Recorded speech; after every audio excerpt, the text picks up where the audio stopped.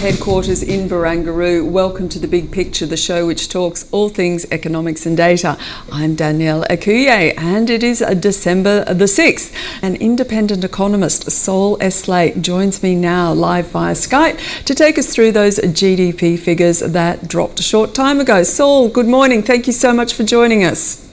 That's a pleasure. Thank you for having me. Okay, that GDP read, I haven't been able to have a deep dive because I've been furiously chatting away with other people, but the first reaction on the market was that possibly a little bit softer than expected. Well, it was. GDP grew by 0.2% in the September quarter, according to the figures released just over 10 minutes ago. The market, I think, was looking for a 0.3. The figures for the March and June quarters, which had been 0.3 each, were revised up to 0.5 and 0.4 respectively. So over the year to the September quarter, Australia's economy grew by 2.1%. That's a bit less than the US, which grew by 3% over the same period, but it's more than the UK, the Euro area, or Japan, all of which have reported their September numbers. But what's striking is, of course, that 2.1% growth in real GDP over the year to the September quarter is less than the 2.4% surge in Australia's population. So in per capita terms, a real GDP actually contracted by 0.3% over the year to the September quarter, and something which I suspect the newspapers will be highlighting when they report on these numbers is that we've now had 3 quarters in a row of negative growth in real per capita GDP. A tiny less than 0.05 of a percentage point in the March quarter, but down 0.1% in the June quarter in per capita terms, and then down 0.5, half of a percentage point in real per capita terms in the September quarter. So if it weren't for the very strong growth in immigration that Australia's seen over the past year, these figures would look a lot weaker, and indeed some people might have characterised them as representing a recession in the conventional sense of consecutive quarters of negative growth in real GDP. We haven't had that, but only because of the strong growth in population. The national accounts also show the squeeze being experienced by Australia's household sector.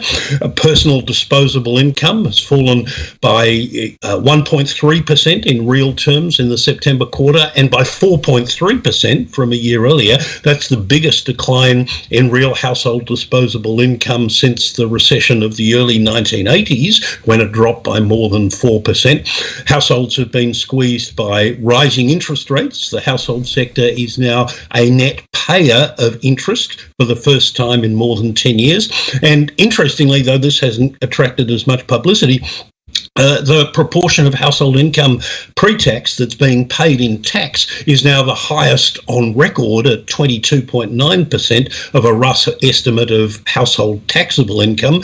And against that background, even though households have run their saving ratio down to 1.1% of household disposable income, that's the lowest since before the financial crisis, consumer spending was virtually flat in the quarter and over the year. Oh, interesting.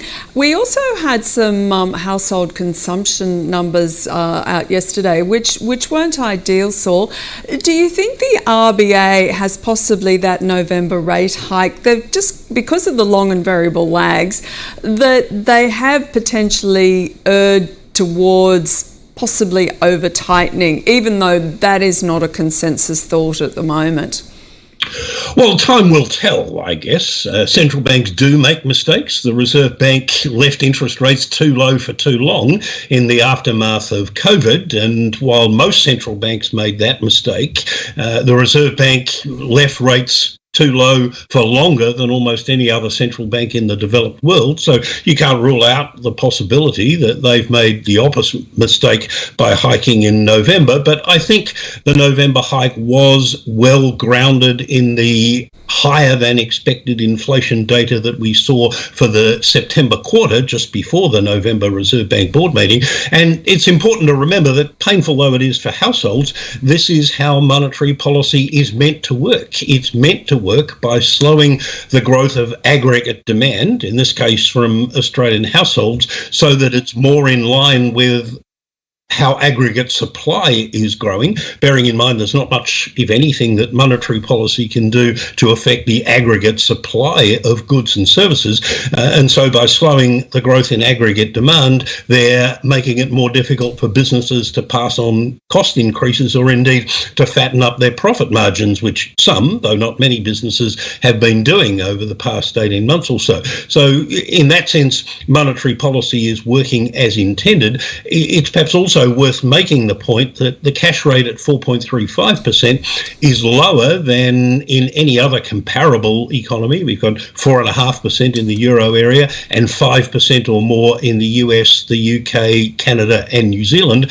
And that's despite the fact that our inflation rate is now higher than in all of those other economies and has come down more slowly from its peak than it has done in those other economies. So by comparison with what other central banks have been doing, you could hardly say that the Reserve Bank has been uncharacteristically hawkish. Yeah, absolutely. And it has been quite an unusual cycle, hasn't it? Because typically you would see rates being higher than what you see over in the United States if we look back in the past. Is that attributable to the transfer mechanisms of higher cash rates straight into our property market versus the US, where a lot of them have longer dated mortgages? That's certainly a consideration, and I think both former Governor Phil Lowe and more recently Governor Michelle Bullock have both made the point that households feel the impact of changes in the central bank's cash rate more quickly and more directly than they do in countries such as the United States or Canada, where the vast majority of mortgages are at fixed rates, and thus households are sheltered from movements in the Fed funds rate or the Bank of Canada's policy rate. Even in New Zealand, a higher proportion of mortgages are at fixed rates, albeit for shorter periods than is customary in Australia. So that's certainly a factor. A couple of other considerations are that the Reserve Bank of Australia's inflation target is a bit softer than that of its sister central banks. The Federal Reserve and the European Central Bank have an inflation target of 2.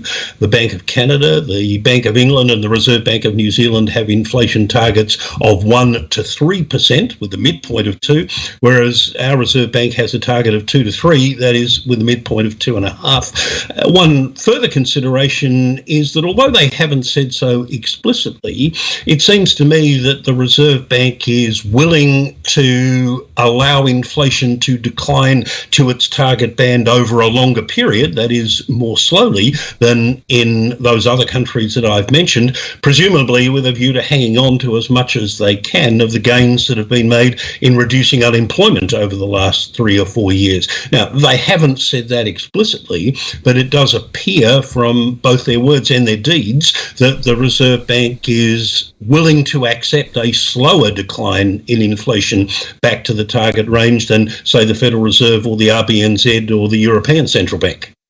Absolutely. From where you're sitting, the markets are increasingly pricing out the likelihood of a February rate hike. How are you seeing it potentially play out? Well, I think a February rate hike is a possibility, but not a probability. You can't dismiss the possibility that the inflation numbers that will come out between now and the first meeting in February next year, in particular the December quarter CPI that comes out on the 31st of January, will, as the September quarter figure was, be higher than the Reserve Bank had expected. If it is, then they almost certainly will hike rates again. But assuming that inflation does continue to decline, as it is doing in overseas economies that are similar in many ways to Australia, and as the October CPI numbers that were released last year hint at, and if the economy continues to slow, as it's doing, as today's numbers reinforce, if the labour market continues to soften a bit, as I suspect is likely, then the more likely scenario, in my view, is that the Reserve Bank keeps rates at their current level of the cash rate of 4.35% and keeps them there throughout the whole of 2024. I suspect we will see reductions in interest rates in Europe and in the US in 2024, and the markets are certainly increasingly betting on that. But as I said before, the Reserve Bank here in Australia appears to be willing to wait longer for inflation to return to its target band. The upside of that is that rates haven't risen and probably won't rise to the levels that we've seen in the US, the UK, New Zealand and Canada, for example. But the counterpart is that they won't come down as soon or as quickly as they're likely to do in those other economies where the central banks have been more hawkish than the Reserve Bank has been here. Very interesting, Saul. Well, thank you so much for giving us such an extensive rundown of those GDP numbers as well as your rates outlook for next year. That's a pleasure. Thank you for having me, Danielle. Okay, that was Saul Eslake there.